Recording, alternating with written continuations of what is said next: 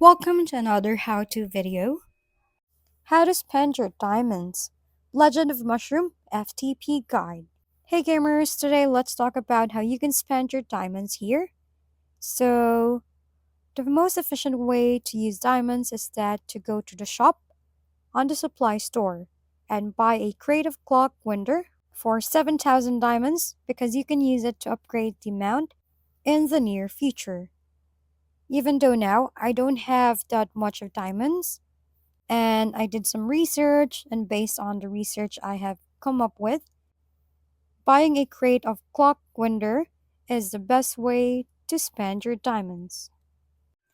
That's it for this tutorial.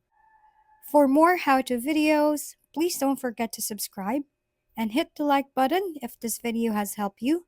And don't forget to share your comments or suggestions in the comment box below.